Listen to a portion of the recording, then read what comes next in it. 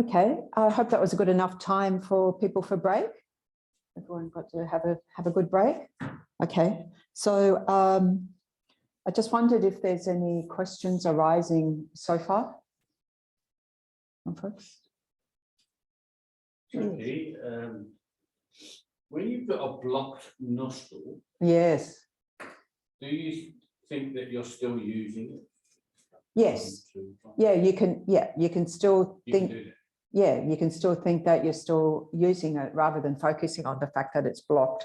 And if they're both blocked, you just breathe through your mouth. But you still think use lots of tissues. Yeah, it makes it more challenging, doesn't it? Yes. Yes.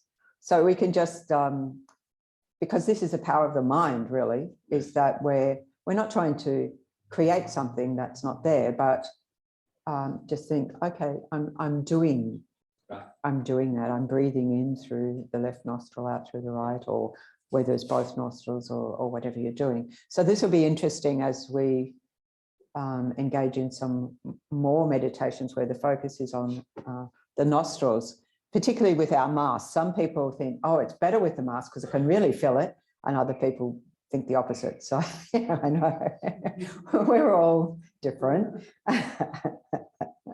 It's an extra challenge that wasn't there at the time of the Buddha, although I think my first trip to India was the first time I had to wear masks pretty much the whole time, but that was because of the dust, you know.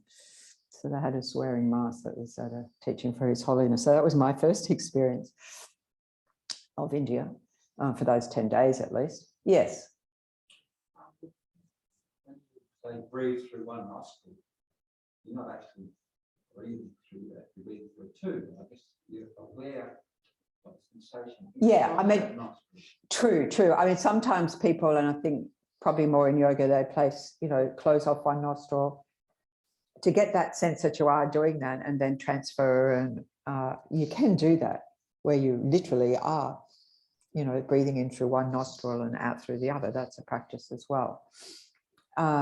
But I think it's good to just have that sensation that you're doing it. So either way, you know, people, you can do that.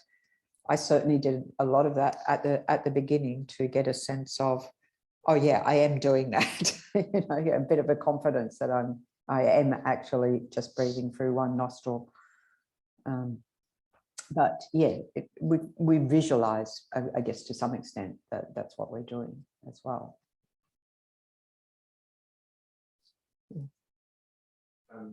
Through the meditations we did this morning, is the consistent purpose to develop that single point of concentration? Yes. Whether it's breath or counting or nostrils. Yeah. The purpose is. Yeah. So the counting I think of as like trainer wheels. So they're tools that we can apply to check up in terms of the quality of our concentration. So we get to a point where we say, I'm not sure I want to keep counting. Really what it's doing is giving the mind something to do within the context of the meditation. If it's going to be busy rather than be elsewhere, let's give it something to do and to check up. Am I actually doing what I think I'm doing? Like, am I actually paying attention here? And so to enhance our capacity. And so traditionally with the counting, there's something, you know, you have different instructions that say count to 10 and then start again, or count backwards from 10. And that to me is complicated because I've got to think more about it and I don't want to think more about it. So there are different instructions in terms of counting, but the whole purpose of that is to hone our concentration, yes, to hone that ability. And it could be quite interesting if you're in a longer retreat.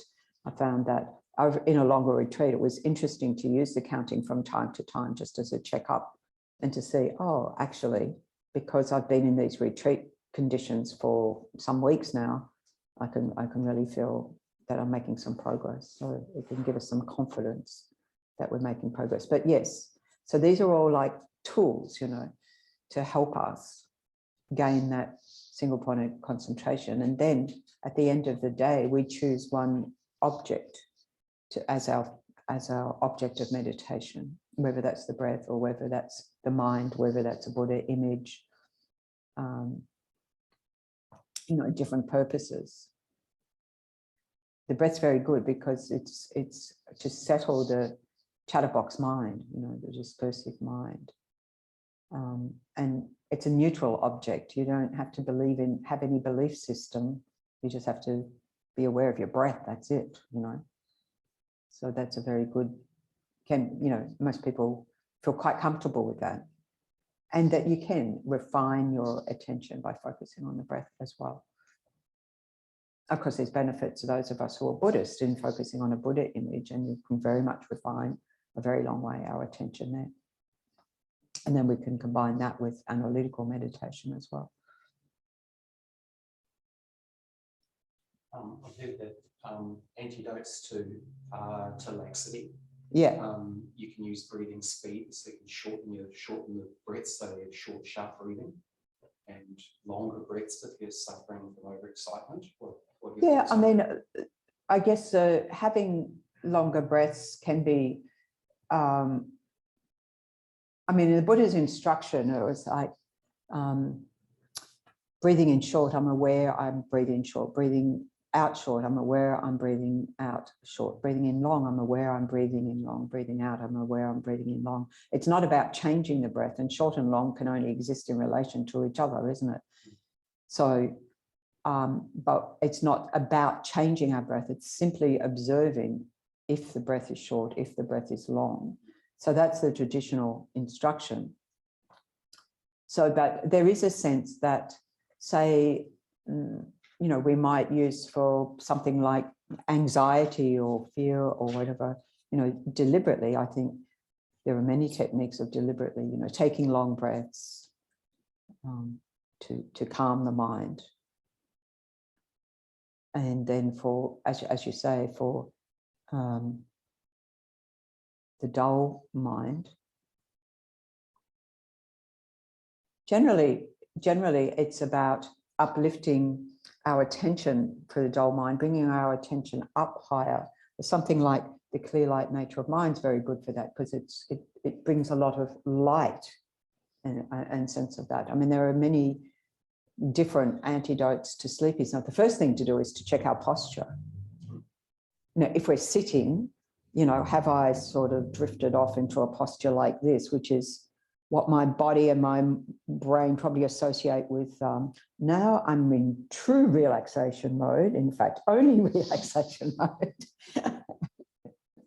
So the first thing is adjusting our posture and sort of even sort of uplifting the chest a bit, or opening our eyes a bit to allow more light in. Of course, we have a reluctance to do that because we feel distracted by things outside of us. But if we keep our eyes in a soft focus, and like with the Buddha, you know, having that downward focus, that downward gaze, really facilitate that. So, you know, we can try different techniques. Anything else? Yeah. What about when the breath seems to slow, then there's a big gap between each breath? Oh, you dwell in that gap between breaths. You just cherish that and savor that gap between the breath. That's brilliant. You know, you rest your awareness there. So how long a gap between breaths is individual, but it is true, you know, that we have gaps between breaths, so that, you know, we, for example, at the end of the breath out, there's a stillness before the next breath comes in.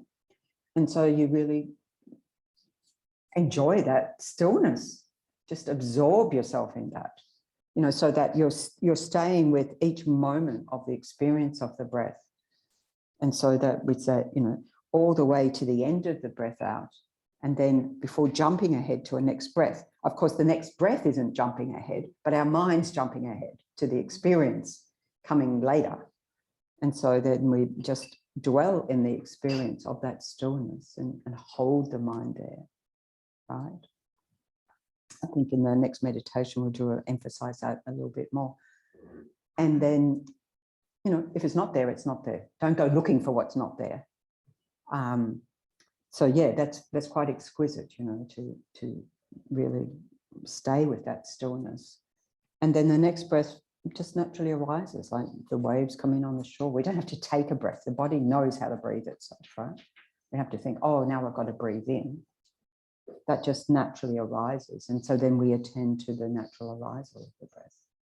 And then the moments of the breath, you know, breath in. And then there's like a turnaround moment. Usually we don't experience a gap to the breath out, but you might, and you dwell with it. Yes. Okay.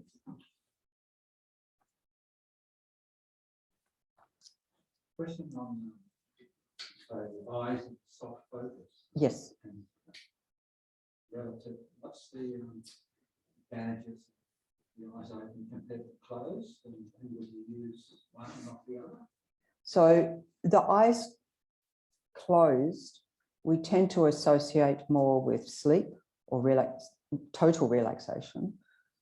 And so the mind can get dull. So if we observe that, then getting more light in, dull as in, we're not even aware that the mind, we say this laxity of, it's a bit too loose, right? And so we think it's feeling good, but we're not actually focused on the object very clearly on the object. And so that happens quite a lot. It's one of the two main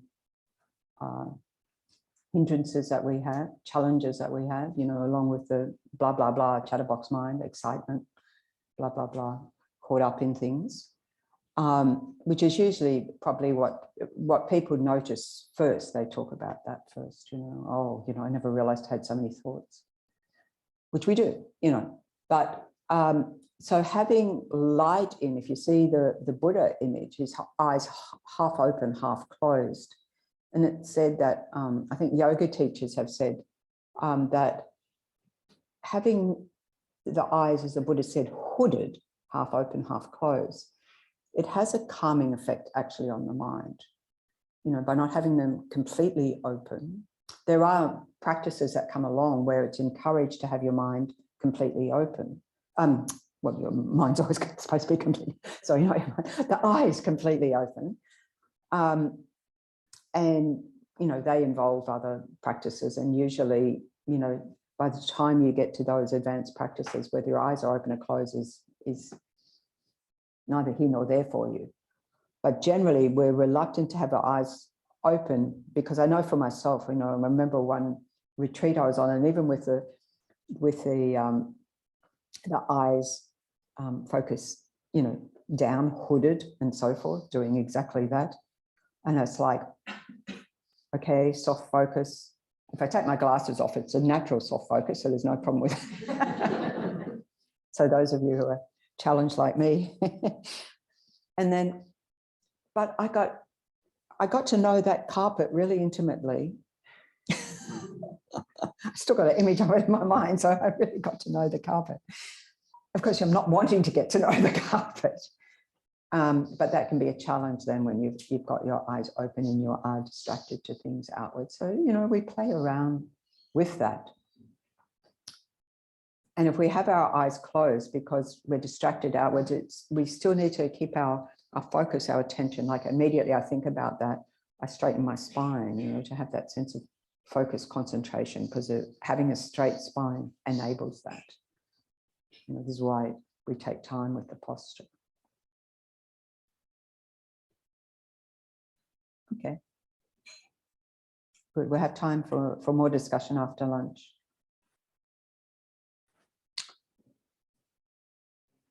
Okay, so this morning we've been focusing on these different qualities. First of all, on relaxation. So relaxation, well, I've sort of said it's pure relaxation. We still need relaxation. The Buddha still emphasized the need for relaxation, even more so, we could say, in our 21st century. the need to bring our bodies and our mind into a conducive settling state. So we generally, when we're doing that, we focus like on the whole of the body, like we took time at the beginning, settling into meditation, and then allowing the mind to settle into that space, and the focus on the breath, on the whole, you know, the breath in the body wherever we experience that. So it's a sort of general sense. We're not yet, you know, sort of trying to hone our attention. We're creating the conducive conditions. And in any given meditation, it's important to spend that some time on relaxation to settle.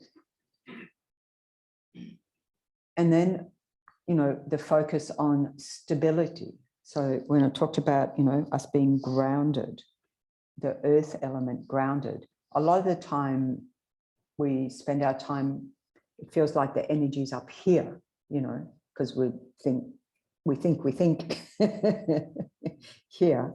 And so there's a lot of energy goes up. And so that is detrimental to meditation. So then we bring it down, you know. The analogy is used to be strong like a mountain, eventually, you know, that you're not going to be deviated from your object of meditation. You're not going to be distracted away from that by anything.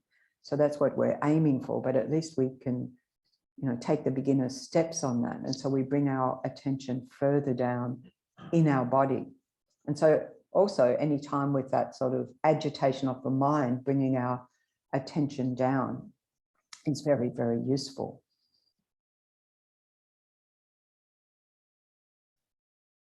I once led a session I was leading sessions in this government department, and it was a training session for the staff, and they were all sitting on chairs, and one of the women had, you know, quite short legs, and I did encourage about that, you know, here we have cushions, and say, put a cushion under your feet so you feel that firm stability. And we, you know, I only ever see that fashion in a Dharma center. All right. But of course, I didn't have that. And so her feet couldn't touch the ground. It was sort of like she had the tippy toes on the ground. But that's an unstable base. Even though your bottom's on the chair, it's still a, you know, that experience is an unstable base. And at the end of the meditation, she said that she felt like her mind was flying off into the sky somewhere. And it's like, aha, because you don't have that sense of groundedness. So it's really important. And then on that basis, we, you know, as we were just looking at, enhance our awareness by bringing our attention to the opening of the nostrils right here. Awareness here at the nostrils. And that way, trying to get a sense, you know, it's more subtle sensation. So our mind has to settle more and more and more.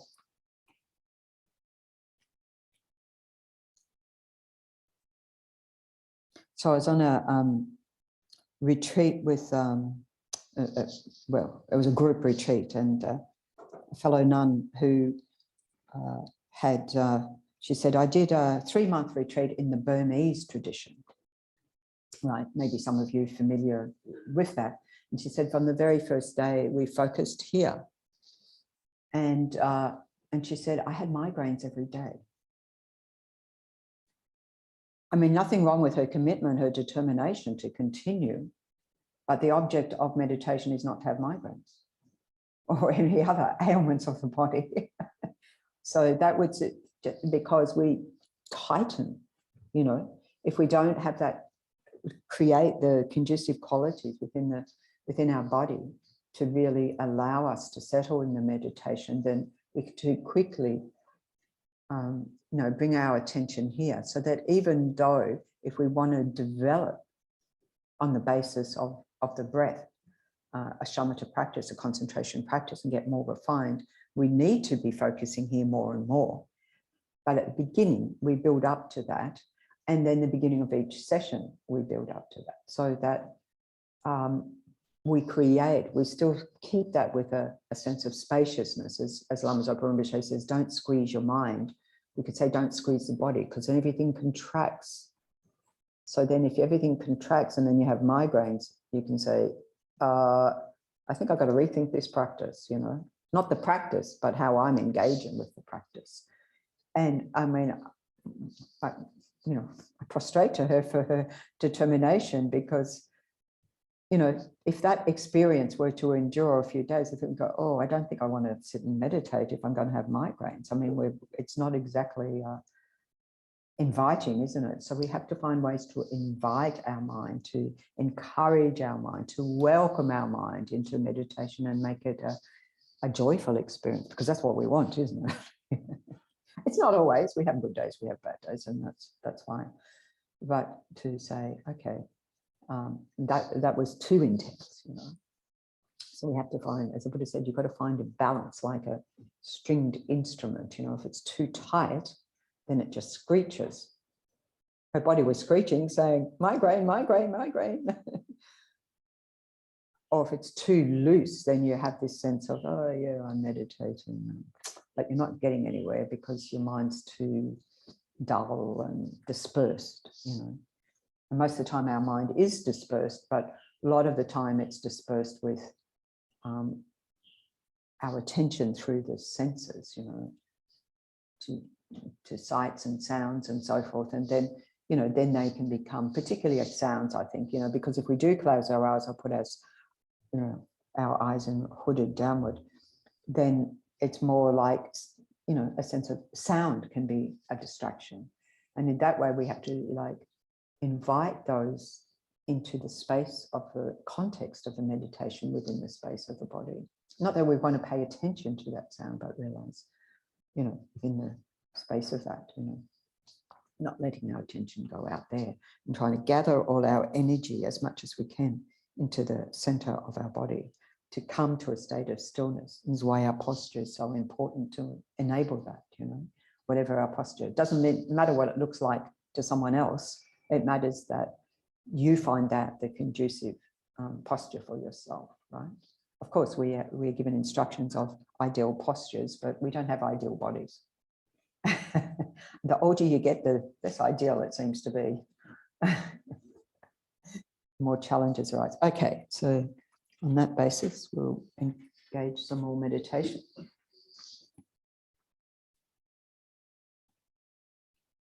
Of course, then there's always mosquitoes. Yeah. Not very good meditators, mosquitoes. Oh. All right, so setting your conducive posture.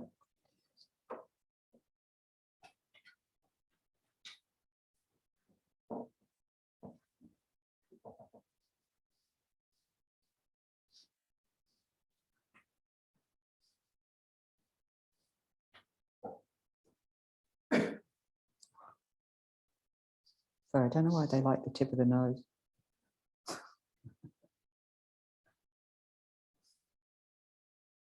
I was in a retreat where every morning there'd be a fly. And so I sort of felt like I was developing a close relationship with this fly. And so I'd do these mantras and blow on it. And then I read that after 2 days of a fly being inside, it's dead. And I thought, oh, maybe it was more than one fly. Not sure about mosquitoes. Okay. Right. Settling a state of relaxation. Think about the spine supporting you in meditation, long and straight. In fact, your skeleton supporting you, the support of your legs, whether cross-legged or sitting on chairs with your feet firmly on the ground. And those of you in lying, then you have the added advantage of much more contact with the ground, with your body. And so you can feel like you're really being well supported by the floor, connecting you to the ground, really finding a very stable, strong support for your practice. A sense of stability, safety.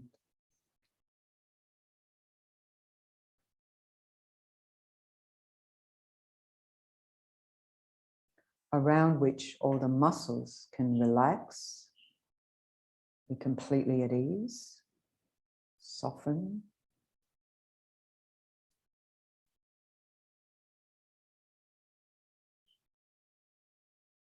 So bringing your awareness from the outside engagement into the space, inviting it to dwell in that sense of safety, stillness,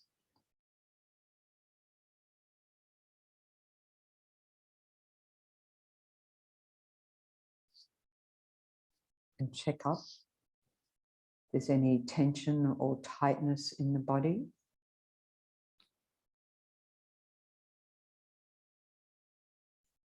Starting again from the crown of the head, and as you make your way down from the crown of your head, or in your own time, to the tips of your toes, softening, relaxing, releasing with the breath out. Any tension, any tightness, allowing your body to settle more and more into a state of comfort and ease.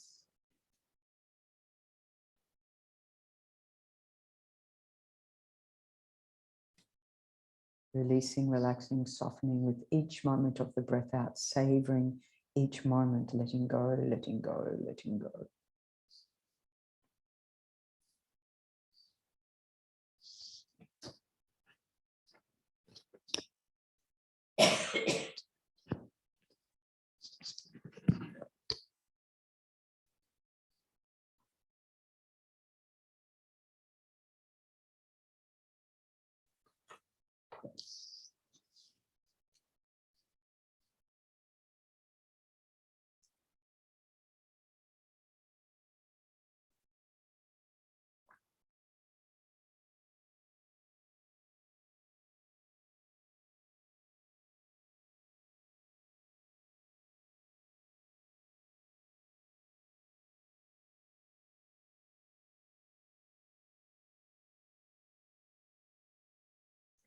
Allowing your body to more and more settle in its natural rest state, imbued with the qualities of relaxation, stillness, and alertness.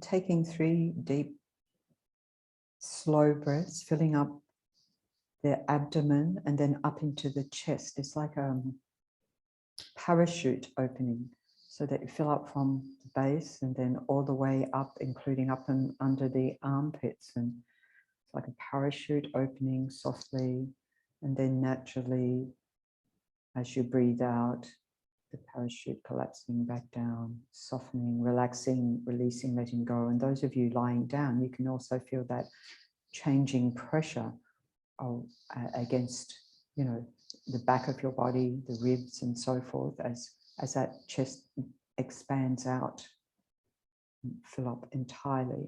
So 3 breaths like that, attentively, slowly, and then settling into a natural rhythm of your breath.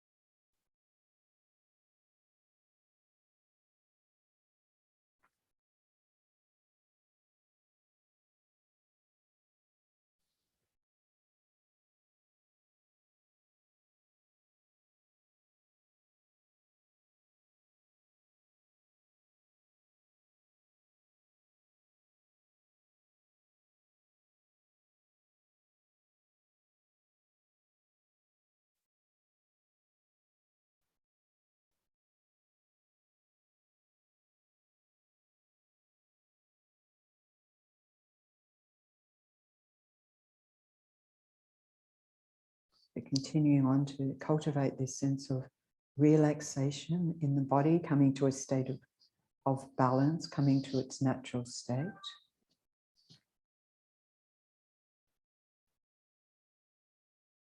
Being aware of the breath wherever you experience that in the body, not trying to control it. We have a tendency when we turn our awareness to something to, want to control or change or so forth. It's perfect.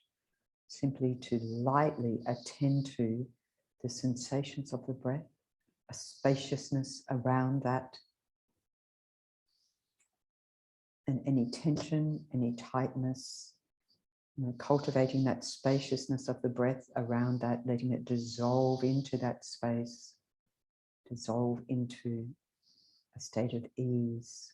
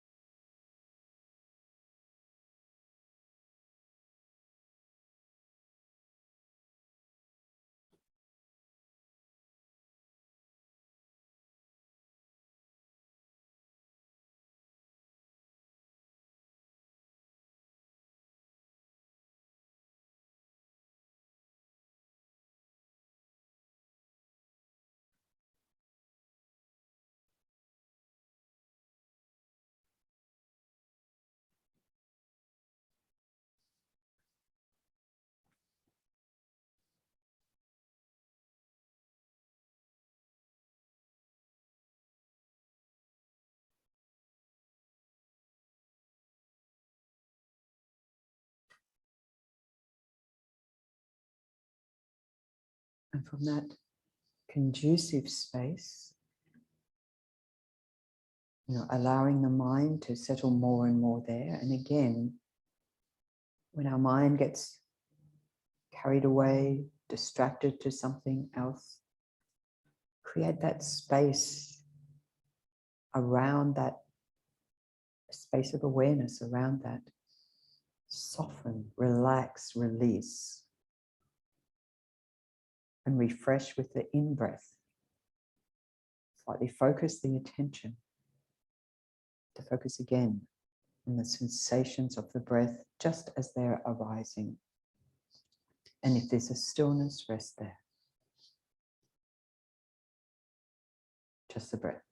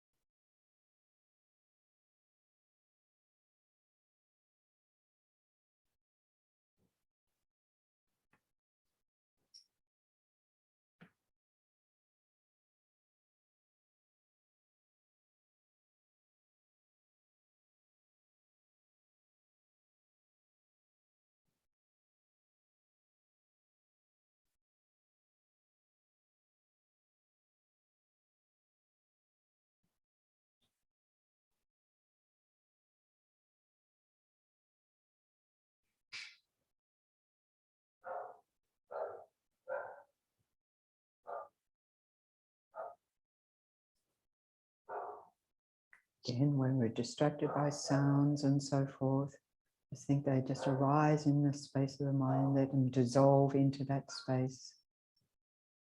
Relax, refresh our attention on the breath.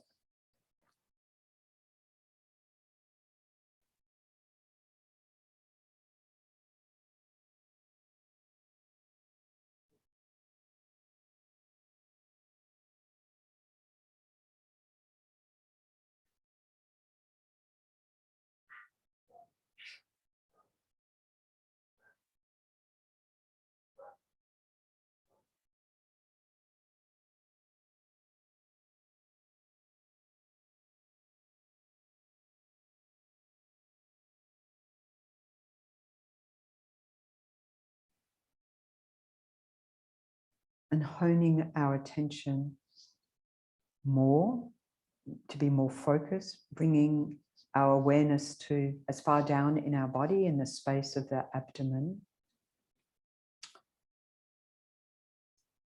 Being aware of the sensations of the breath there.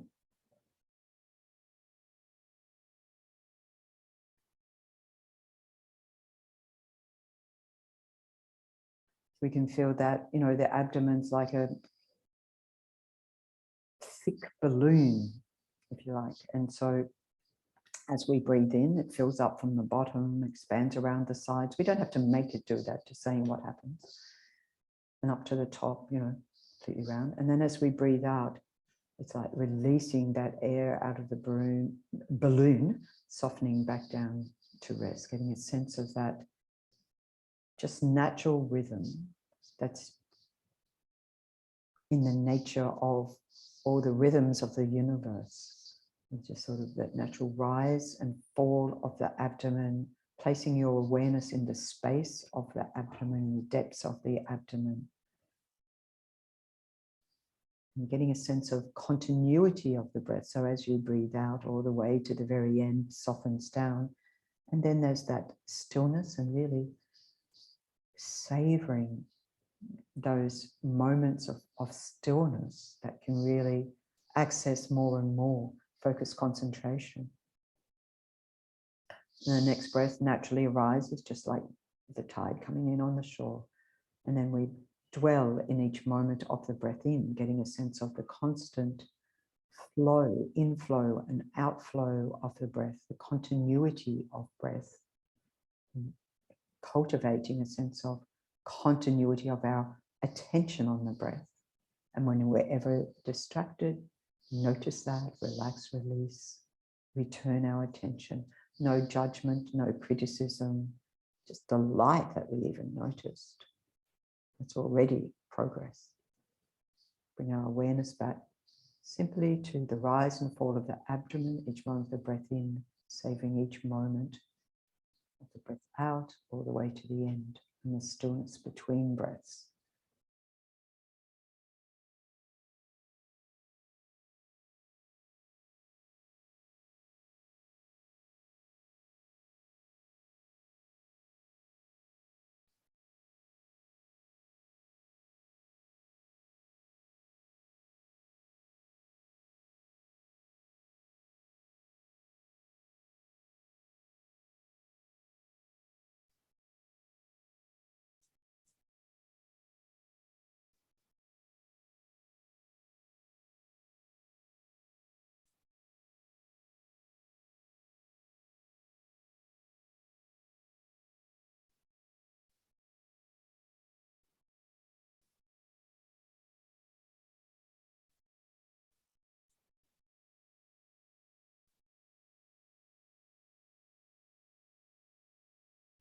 And checking up from time to time if we're scrunching the brow, we're tightening, we're trying.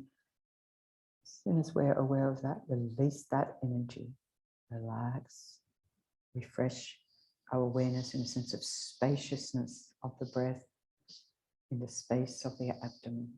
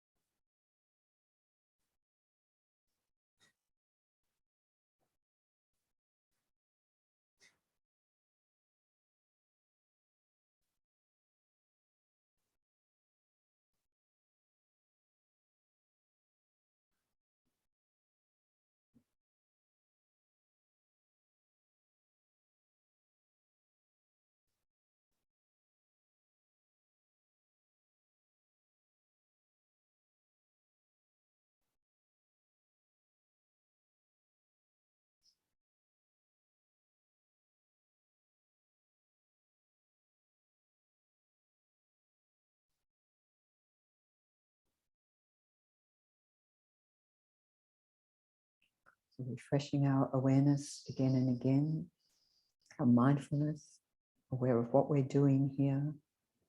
If we've drifted off elsewhere or something else has taken our attention, relax, release that energy around that, and with gentle but firm guidance, returning our awareness to the experience of the breath in the abdomen, the whole of the space of the abdomen, with the rise and fall of the breath, the stillness between breaths, the space in that.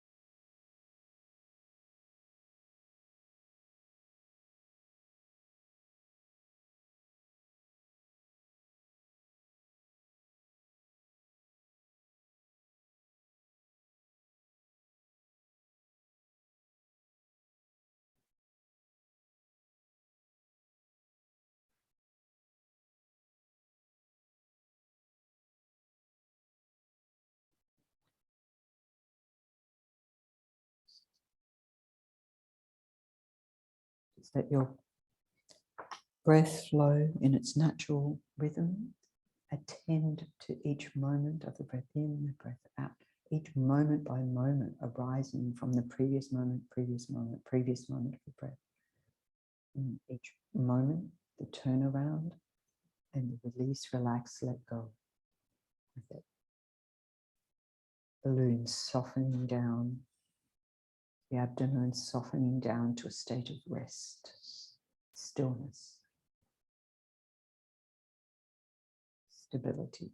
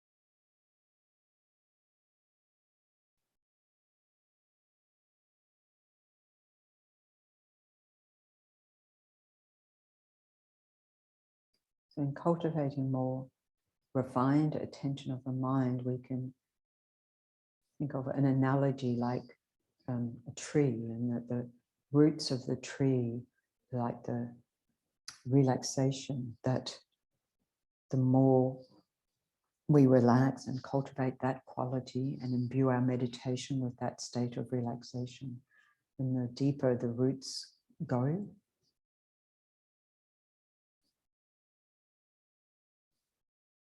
and the trunk providing this firmness, this stability connected to the roots.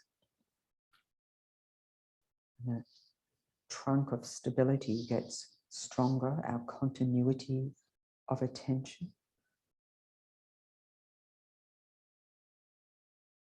And then we refine our attention even more to the detail, developing clarity, vividness of that attention. When we raise our awareness to the opening of the nostrils and the subtle sensations there, and we can see that's like the foliage in the tree that, you know, reaches higher and higher, more refined details of our meditation coming together. So bringing your awareness, then elevating that to that, space at the base of the nostrils, not following the breath in and out, just resting there like a, keeping guard, observing the breath in and out. So you can notice and again, check up that as soon as we think focus, concentration, we tense up, relax, release, especially around the face. The mind spacious and yet finely tuned on these very subtle sensations of breath at the nostrils. So that just observing, is the breath long, short? Is it smooth throughout the whole duration of the breath in and out? Or is it more at the beginning, more at the middle, more at the end? Is it rough? Is it, strong or subtle? However the breath is, it's perfect. Here we're cultivating this aspect of our quality controller, our vigilance, our introspection, to notice the quality of our attention on the breath. So without squeezing the mind, keeping everything spacious, refining, honing the attention, and observe what there is to observe.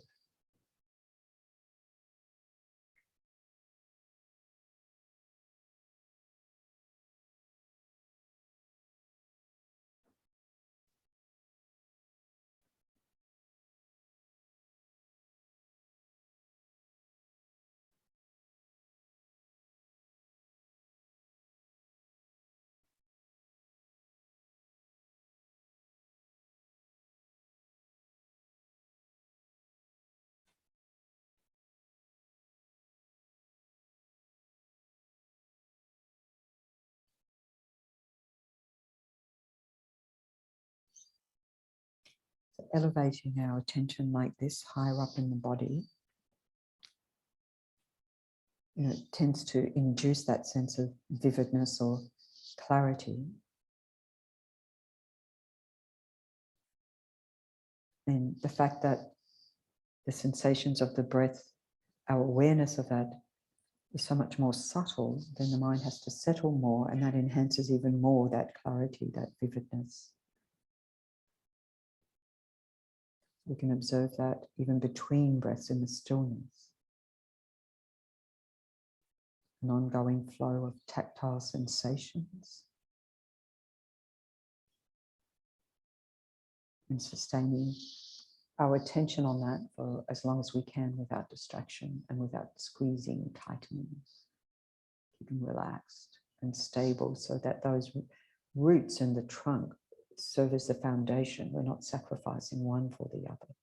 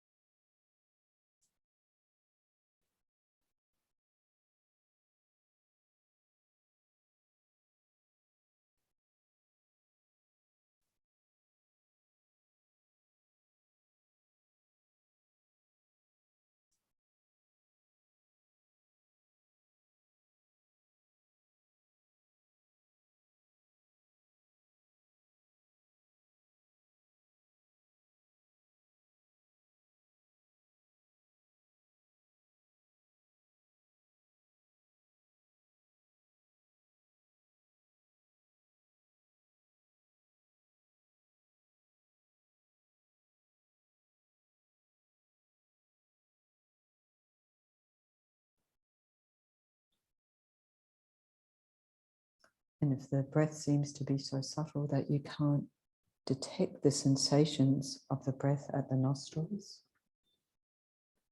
allow your mind to relax, to settle more, quieten the mind, hone your attention, observe more carefully, arousing the clarity, the vividness of attention, a little bit more effort. And eventually, the sensations, the awareness of that, sensations of the breath will arise again into the space of the mind, the space of your conscious awareness.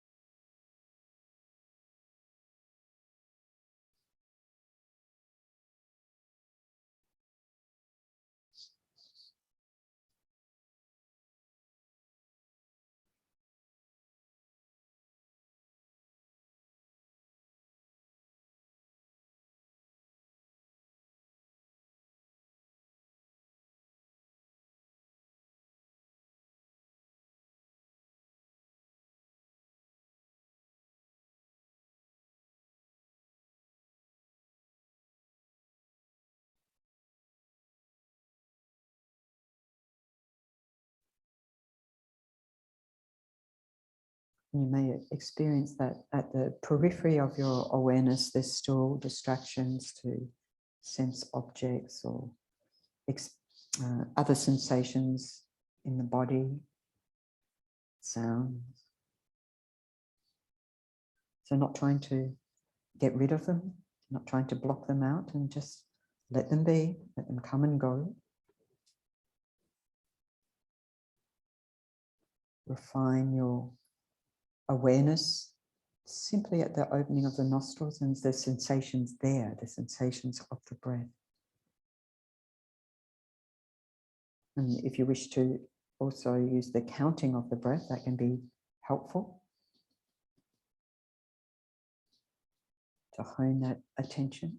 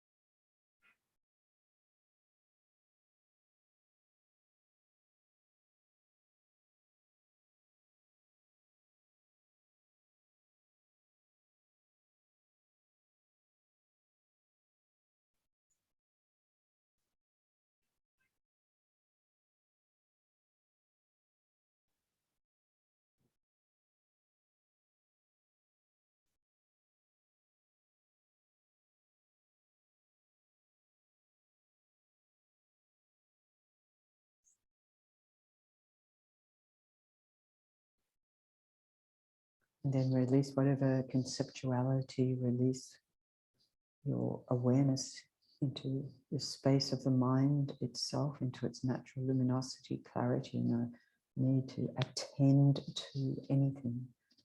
Just dwelling in that spacious awareness without elaboration.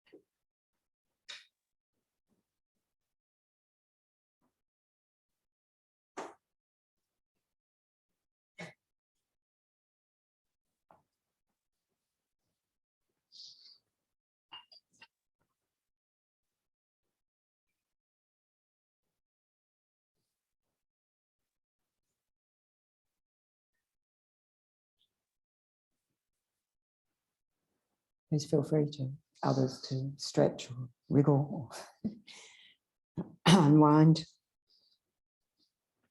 relax.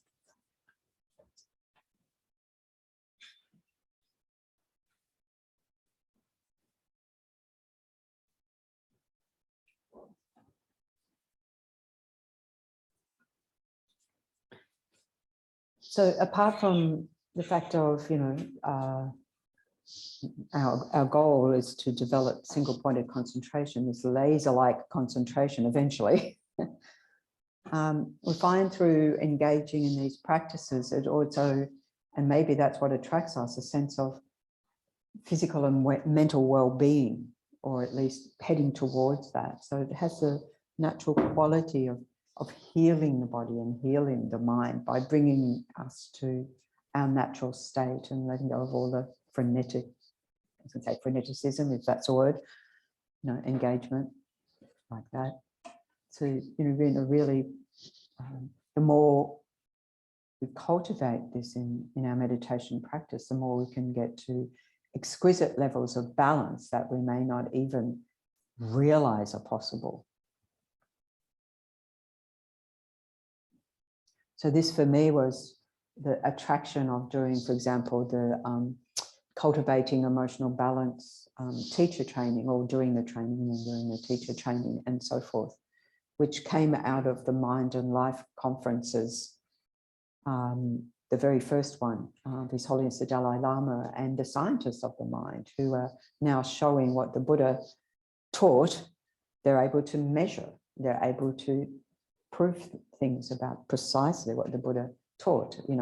We engage with it through the evidence of our own experience of exquisite states of attentional balance, which is what we're focusing on here. And then we also can come along, even by this engagement, emotional balance, but certainly a much more emotional quiescence and stability. And then, like, as I said, tomorrow, more analytical meditation, looking at the cognitive balance size.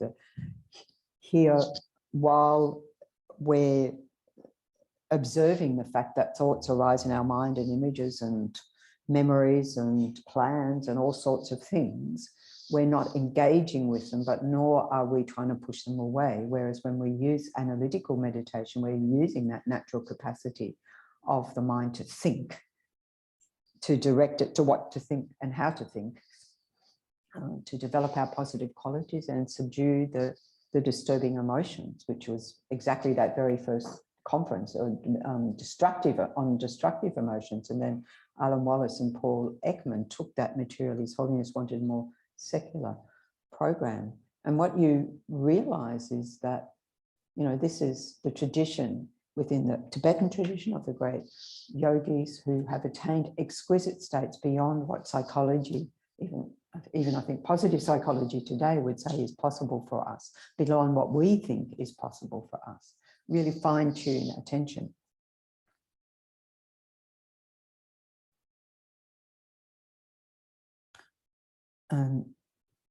Before I ordained, or when I was preparing for ordination, I was in New Zealand, because that's where I took ordination with Lama Zopa Rinpoche.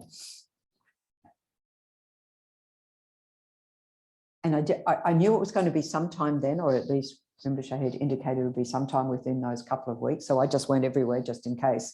There's people who'd say, oh, it might be at 3 a.m. So you can imagine I didn't get much sleep that whole time, just in case a knock was going to come on the door, come now. But anyway, it didn't do like that. It was actually around 3 p.m. But in the end, but when I did learn when it was going to be, or at least what day it was going to be, Venerable Roger, who's the CEO of our whole organization, and also Lama Zopa Rinpoche's personal attendant, so quite busy, right? Australian monk. He was our first director at Vajrayana Institute back in the 80s. But he's been with Lama Zopa Rinpoche for, it's been well over 30 years by now in that role. And anyway, so he came to tell me, and we were outside on the lawn at the center. And, you know, we're having a conversation. And then as I went to walk away, and I should say within that conversation, I felt like that single point of concentration was totally focused on me. It was exquisite.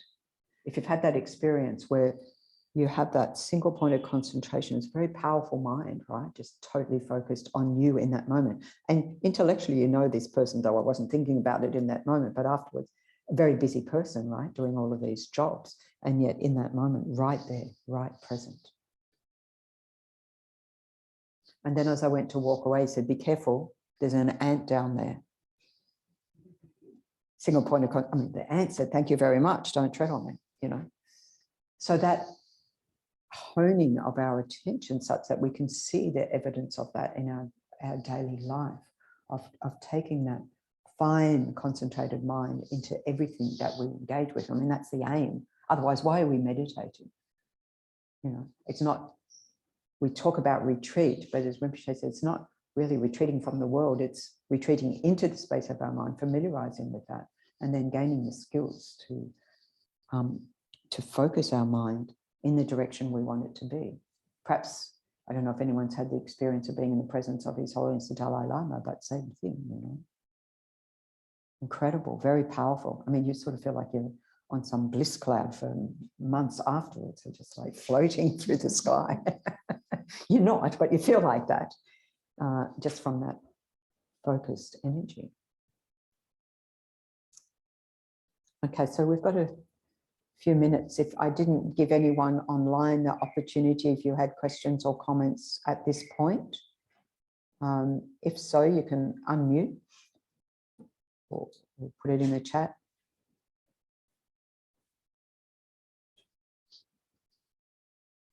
If not, okay.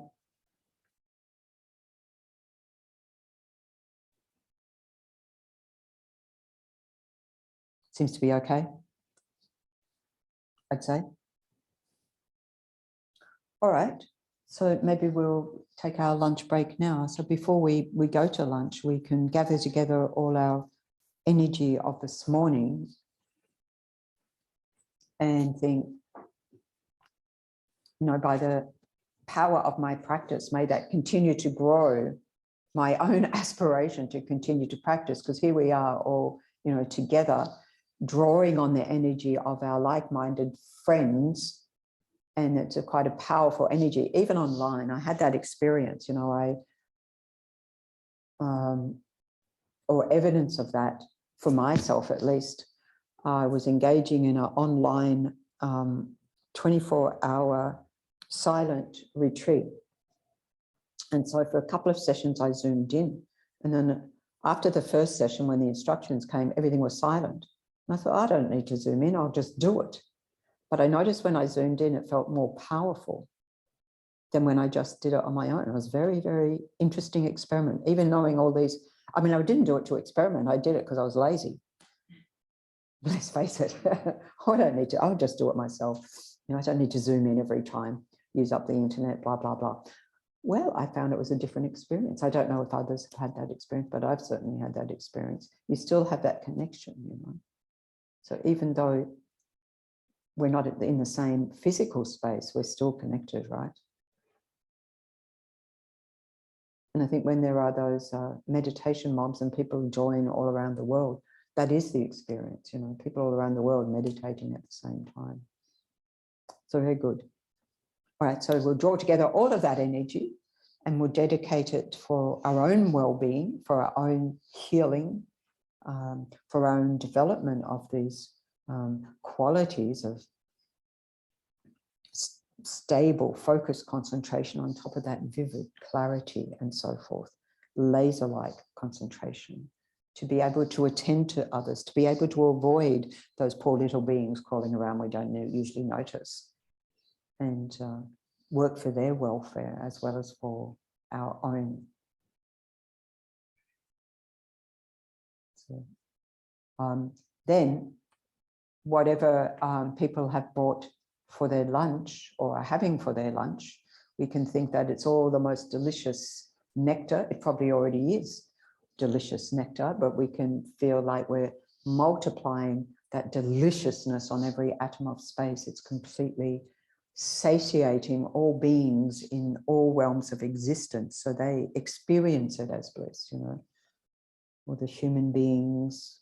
We can think of the people in Ukraine and around and affected by that war who are maybe not even getting a meal at all, and that they experience great bliss, you know, extend heart and hand, or at least that heart towards those, to animals, to all beings in all realms of existence, experiences the most delicious bliss. And then we can visualize a Buddha image at our, you know, in our own innate wisdom and compassion and so forth at the center of our chest, and that this Buddha experiences great bliss with every mouthful, and then says thank you very much, and that bliss spreads throughout your whole body, so that each mouthful you take is more and more blissful.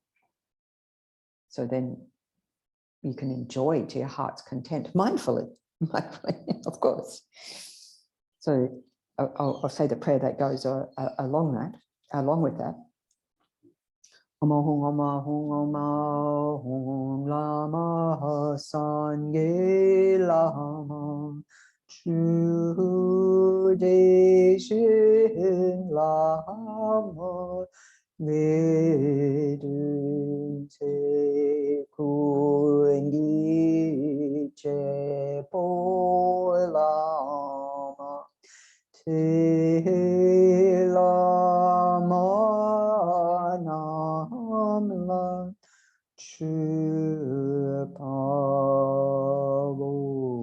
The Guru is Buddha, the Guru is Dharma, the Guru is Sangha also. The Guru is the creator of all happiness.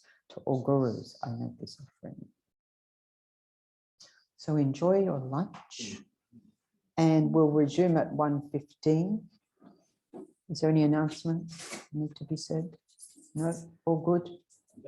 Okay.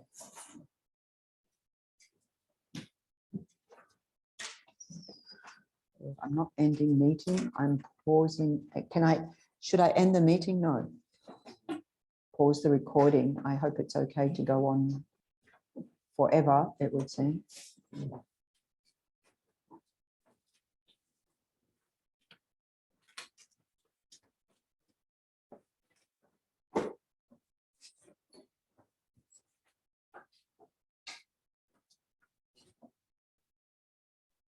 I stopped recording, I think. I think I'll stop it, because that way it's not going to be too long a file of 1 hour of bit of blah, blah, blah, blah, blah, blah, blah, blah, blah, that people